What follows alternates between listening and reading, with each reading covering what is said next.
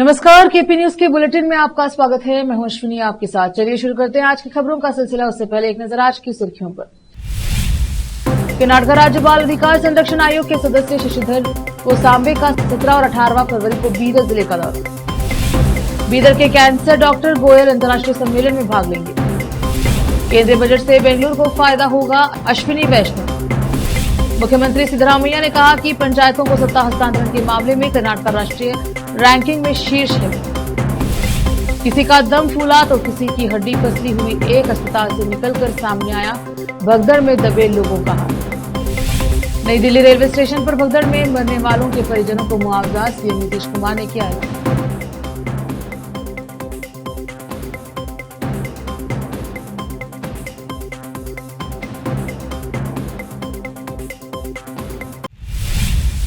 समाचारों का सिलसिला शुरू करते हुए देखते हैं समाचार विस्तार से।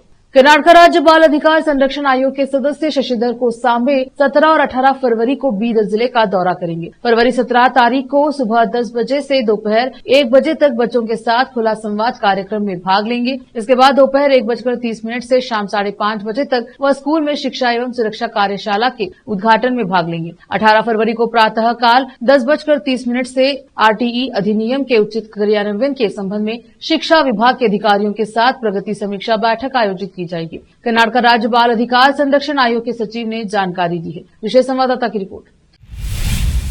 बीदर के कैंसर डॉक्टर विपिन गोयल 20 फरवरी को इथियोपिया के अदीस अबाबा में आयोजित होने वाले अंतर्राष्ट्रीय स्वास्थ्य सम्मेलन में भाग लेंगे। विपिन को सम्मेलन में आमंत्रित किया गया है। वे बेहतर स्वास्थ्य के लिए पुल बनाना, परंपरा, नवाचार और सहयोग विषय पर आयोजित सम्मेलन में भारत में स्वास्थ्य सेवा के पर प्रस्तुति देंगे। सम्मेलन में विभिन्न देशों के जाने माने डॉक्टर भाग लेंगे। विपिन हैदराबाद के स्टार अस्पताल के सर्जिकल ऑन्कोलॉजी विभाग में वरिष्ठ सलाहकार और लेप्रोस्कोपिक सर्जन हैं।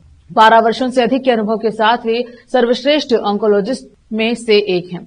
वे सिर और गर्दन के कैंसर, पेट के कैंसर, जनगांग कैंसर, त्वचा कैंसर, स्त्री रोग संबंधी कैंसर, सॉफ्ट टिश्यूज सार्कोमा, थन ऑन्कोलॉजी, पेट के कैंसर के लिए लेप्रोस्कोपी सर्जरी और हाइपरथर्मिक इंट्रापेरिटोनियल कीमोथेरेपी सहित कई प्रकार के कैंसर के निदान और उपचार में माहिर हैं। विपिन के पिता रमेश गोयल बीदर के एक प्रसिद्ध व्यवसायी हैं। विशेष संवाददाता की रिपोर्ट।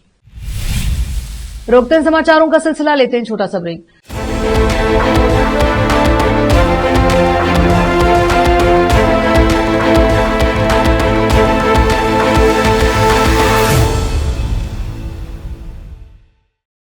नूर एजुकेशन ट्रस्ट बीदर की ओर से चलाए जाने वाला Noor MEd and BEd college Bidar, recognised by NCTE Delhi and affiliated to Bidar University, Bidar. Admission are open for the academic year 2024-25. विशेषज्ञ और सक्षम शिक्षकों द्वारा शिक्षा प्राप्त करने के लिए नूर एमएड एंड बीएड कॉलेज में दाखिला लें और शांत वातावरण में शिक्षा प्राप्त करें। बीदर शहर में बेहतर शिक्षा का एकमात्र केंद्र Noor MEd and BEd college, Shahpur gate, Bidar. Phone numbers 9945283920, 8482221297।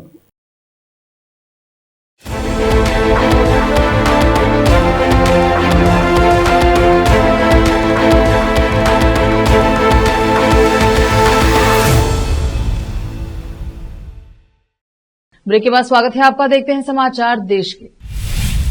केंद्रीय रेल सूचना एवं प्रसारण मंत्री अश्विनी वैष्णव ने शनिवार को यहां एक केंद्रीय बजट में 12 लाख रुपए तक की वार्षिक आय पर आयकर हटाकर समाज के निचले तबके और मध्यम वर्ग की आकांक्षाओं को प्रभावी ढंग से पूरा किया है। उन्होंने कहा कि एनडीए लगातार तीसरी बार केंद्र में सत्ता में आई है तो 50 साल बाद हासिल की गई उपलब्धि है, क्योंकि प्रधानमंत्री मोदी ने अच्छे काम किए हैं। उन्होंने कहा कि लोगों ने देश के उत्तर, दक्षिण, पूर्व, पश्चिम में बदलाव देखा है, क्योंकि पिछले 10 सालों में विकास के ऐसे काम हुए हैं जो 60 से 70 सालों में नहीं हुए। उन्होंने कहा कि मेट्रो, नए एयरपोर्ट, 390 नए विश्वविद्यालय, नए आईआईटी और आईआईएम के महत्वपूर्ण बदलाव किया है। उन्होंने दावा किया है कि प्रतिभा, तकनीक और उद्यमशीलता होने के बावजूद 2014 में हमारे देश को 5 सबसे कमजोर अर्थव्यवस्थाओं में से एक माना जाता था। अब सभी बड़े देशों के बीच हमारी अर्थव्यवस्था और अन्य क्षेत्रों में हमारी स्थिति मजबूत मानी जाती है।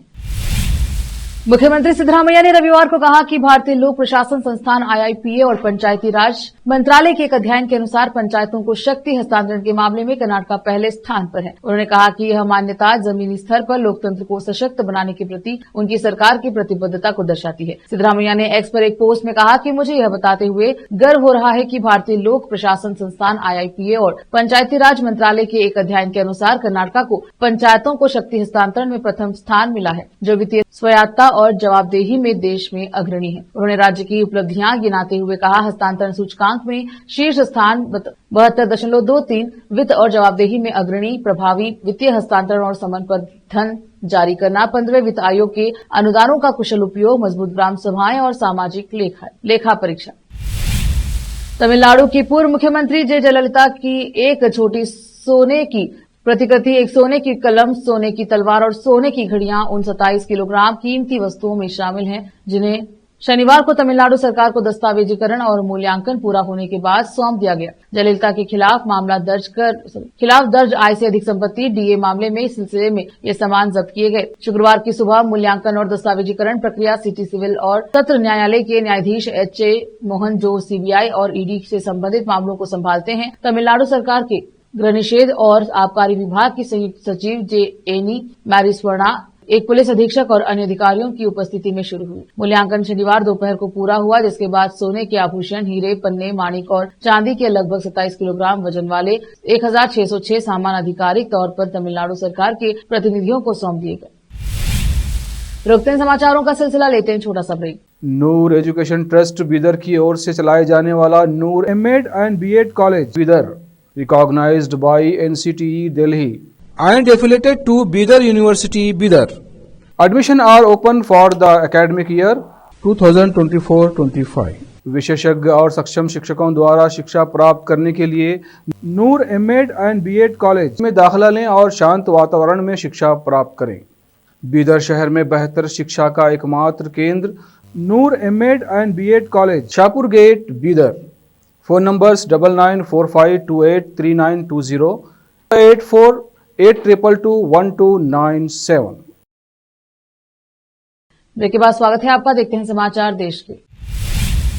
नई दिल्ली रेलवे स्टेशन पर मची भगदड़ में 18 लोगों की मौत और 25 से ज्यादा लोग घायल हो गए हैं। भगदड़ नई दिल्ली रेलवे स्टेशन पर शनिवार रात करीब 9:30 बजे हुई, जिसके बाद मृतकों को दिल्ली के RML अस्पताल लाया गया। जो लोग घायल थे उन्हें लोकनायक जयप्रकाश अस्पताल में भर्ती करवाया गया। अस्पतालों के सूत्रों के मुताबिक घायलों और मृतकों का हाल जो बताया गया है वह सुनकर आपके रोंगटे खड़े हो जाएंगे। आइए सबसे पहले भगदड़ में घायल हुए लोगों का हाल जान लेते हैं। भगदड़ में दबे घायलों को LNJP अस्पताल में भर्ती करवाया गया था। अस्पताल के एक सूत्र ने बताया कि ज्यादातर मरीजों के निचले अंग में चोट लगी है और कुछ लोग हड्डियों में चोट लगी है। 4 लोग निगरानी में हैं और बाकी प्राथमिक उपचार के बाद छुट्टी दे दी गई है। ज्यादातर मरीज फिलहाल स्थिर हैं। 15 डॉक्टरों की एक टीम घायल मरीजों की देखभाल कर रही है। वहीं भगदड़ में मरने वाले 18 लोगों का शव RML अस्पताल ले आया गया, जहां अस्पताल के स्टाफ सूत्र ने बताया कि अस्पताल में लाए गए ज्यादातर शवों के सीने और पेट में चोटें थी और उनकी दम घुटने से मौत हुई थी। मालूम हो कि ये खौफनाक हादसा प्लेटफॉर्म नंबर 13, 14 और 15 के बीच हुआ, जहां महाकुंभ जाने के लिए स्टेशन पर शाम 4 बजे से ही भीड़ जुटने लगी थी। लोग अपना सामान लेकर स्टेशन पर पहुंचने लगे थे। रात को करीब 8:30 बजे प्रयागराज जाने वाली 3 ट्रेन लेट हो गई, जिसके बाद ट्रेन के इंतजार में स्टेशन पर इतनी भीड़ इकट्ठा हो गई कि गाड़ी का प्लेटफॉर्म बदलते ही भगदड़ मच गई और भीड़ आउट ऑफ कंट्रोल हो गई।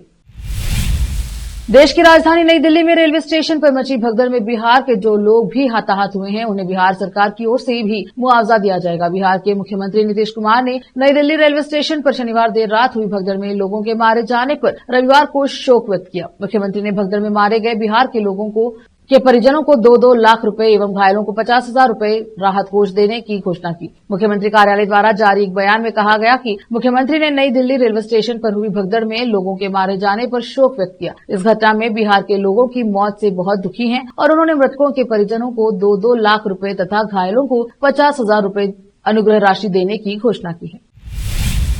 महाराष्ट्र के नागपुर जिले में रविवार को एक जोरदार धमाका हुआ। इस धमाके से आसपास का इलाका दहल गया। बताया जा रहा है कि विस्फोट निर्माण यूनिट में ये विस्फोट हुआ था। वहीं फैक्ट्री में हुए धमाके की वजह से 2 लोगों की मौत हो गई, जबकि कई अन्य घायल हो गए हैं। एक वरिष्ठ पुलिस अधिकारी ने घटना के बारे में जानकारी दी। अधिकारी ने बताया कि विस्फोट जिला मुख्यालय से लगभग 50 किलोमीटर दूर काटोल तहसील के कोतलवाड़ी में SBL एनर्जी लिमिटेड में दोपहर 1 बजे हुआ। 1:30 पर हुआ। उन्होंने कहा 2 लोगों की मौत हुई है और कुछ अन्य घायल हुए हैं। घटना के कारणों की जांच कर दी गई है। अधिकारी ने बताया कि विस्फोट के कारण आसपास की झाड़ियों में मामूली आग लग गई, जिसे बुझा लिया गया है। नागपुर ग्रामीण के एसपी हर्ष पोदार ने घटना के बारे में जानकारी दी। उन्होंने कहा एशियन फायरवर्क्स फैक्ट्री है, यहां पर पटाखे बनाए जाते हैं, जहां करीब 1:30 बजे एक ब्लास्ट हुआ, जिसमें विस्फोट के बाद 2 लोगों की मौत हो गई और 3 मामूली रूप से घायल हो गए। विस्फोट के पीछे का कारण अभी तक पता नहीं चल पाया है। इसके लिए फॉरेंसिक जांच की जाएगी। आग बुझा दी गई है।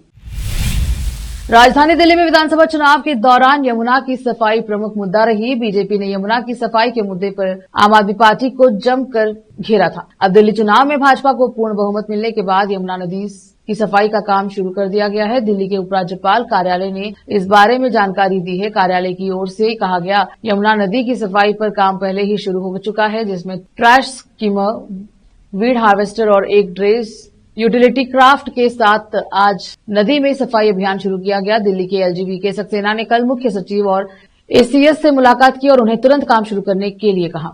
4 चरण में होगा काम। दिल्ली के उपराज्यपाल कार्यालय का कहना है कि इस मुद्दे से व्यापक रूप से निपटने के लिए एक 4 स्तरीय रणनीति बनाई गई है। इसमें नदी को साफ करने के लिए अलग अलग चरण में काम किया जाएगा।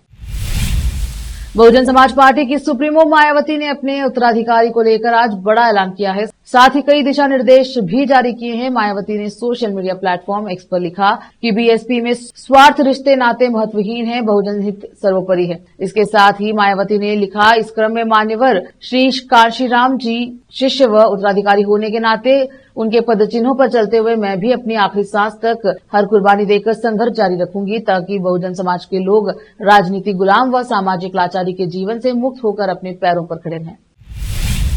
एक बार फिर से रोकते हैं समाचारों का सिलसिला, लेते हैं छोटा सा break. Noor education trust Bidar की ओर से चलाए जाने वाला Noor MEd and BEd college Bidar, recognised by NCTE Delhi and affiliated to Bidar University, Bidar. Admission are open for the academic year 2024-25. विशेषज्ञ और सक्षम शिक्षकों द्वारा शिक्षा प्राप्त करने के लिए नूर एमएड एंड बीएड कॉलेज में दाखिला लें और शांत वातावरण में शिक्षा प्राप्त करें।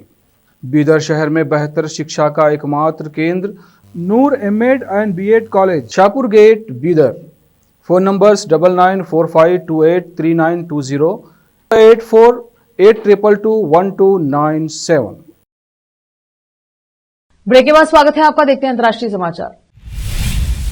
पाकिस्तान के सिंध प्रांत में 2 अलग अलग सड़क दुर्घटनाएं होने की जानकारी सामने आ रही है। इन दुर्घटनाओं में 16 लोगों की मौत हो गई है और 45 अन्य घायल हुए। घायलों को अस्पताल में भर्ती करवाया गया है। पाकिस्तान पुलिस ने यह जानकारी दी कि कई घायलों की हालत गंभीर बनी हुई है। घटना के बाद स्थानीय लोग भी मदद को मौजूद रहे। उन्हीं स्थानीय नागरिकों ने पुलिस को भी घटना की जानकारी दी। इसके बाद पुलिस पहुंची तो एम्बुलेंस से घायलों को नजदीकी अस्पताल ले जाया गया। पुलिस ने बताया कि पुलिस दुर्घटना शनिवार को सिंध के शहीद बेंजीराबाद जिले के काजी अहमद कस्बे के निकट हुई। इस हादसे में एक वैन और ट्रेलर के बीच टक्कर होने से 5 लोगों की मौत हुई है और 10 घायल हो गए। काजी अहमद में थाना प्रभारी वसीम मिर्जा ने कहा कि वैन जामशोरो जिले के सहवान शहर में धर्मस्थल लाल शहबाज कलंदर की ओर जा रही थी। इजरायल और हमास ने शनिवार को बंधकों और सैकड़ों फिलिस्तीनी कैदियों की छठी अदला बदली पूरी कर ली। नाजुक दौर में फंसा गाजा युद्ध विराम के प्रारंभिक चरण में केवल 2 सप्ताह शेष रह गए हैं। इजरायल ने राहत व्यक्त की क्योंकि 3 बंधक अर्जेंटीनाई इजराइल आयर हॉर्न, अमेरिकी इजराइल सागुई डेकेल चेन और रूसी इजरायली एलेक्जेंडर ट्रोफानोव उन संबंधों से अच्छी स्थिति में नजर आए जिन्हें 1 सप्ताह पहले ही रिहा किया गया। हालांकि 1 सप्ताह पहले रिहा किए गए बंधक कमजोर नजर आ रहे थे। परिवार से फिर से मिलने से पहले ट्रोफानोव को बताया गया कि उनके पिता की 7 अक्टूबर 2023 को हमास के हमले में मौत हो गई। चेन पहली बार अपनी सबसे छोटी बेटी से मिलने के लिए तैयार थे। हॉर्न का भाई ईटन अब भी बंधक हैं। दक्षिणी गाजा पट्टी में हमास चरमपंथियों ने शनिवार को 3 इजरायली पुरुष बंधकों को रिहा करने से पहले भीड़ के समक्ष उनकी परेड कराई। खान यूनिस में बाद में उन्हें रेड क्रॉस को सौंप दिया। बाद में 369 फिलिस्तीनी कैदियों को रिहा किया गया। फिर से एक नजर आज की सुर्खियों पर। कर्नाटक राज्य बाल अधिकार संरक्षण आयोग के सदस्य शशिधर कोसांबे का 17 और 18 फरवरी को बीदर जिले का दौरा। बीदर के कैंसर डॉक्टर गोयल अंतर्राष्ट्रीय सम्मेलन में भाग लेंगे। केंद्रीय बजट से बेंगलुरु को फायदा होगा, अश्विनी वैष्णव। मुख्यमंत्री सिद्धरामैया ने कहा कि पंचायतों को सत्ता हस्तांतरण के मामले में कर्नाटक राष्ट्रीय रैंकिंग में शीर्ष है। किसी का दम फूला तो किसी की हड्डी पसली हुई, एक अस्पताल से निकलकर सामने आया भगदड़ में दबे लोगों का हाल। नई दिल्ली रेलवे स्टेशन पर भगदड़ में मरने वालों के परिजनों को मुआवजा, सीएम नीतीश कुमार ने किया ऐलान।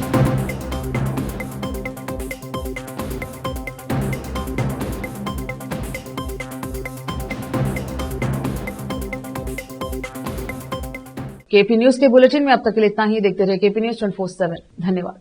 देश प्रदेश और स्थानीय समाचारों के लिए केपी न्यूज 24/7 को लाइक, शेयर एंड सब्सक्राइब जरूर करें।